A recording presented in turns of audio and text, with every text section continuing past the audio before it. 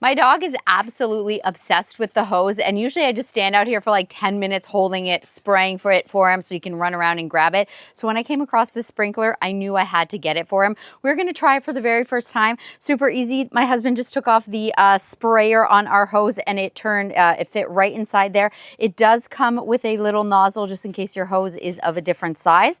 But yeah, so basically you have the little holes here up at the top and it's supposed to just kind of squirt out there. It's gonna spin around. So I'm going to go ahead and turn it on and we are going to see if my dog loves it.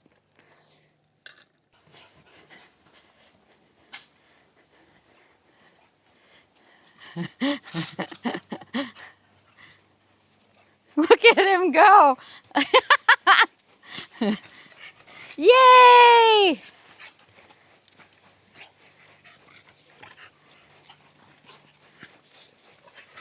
Now this is going to save me so much time from having to hold the hose.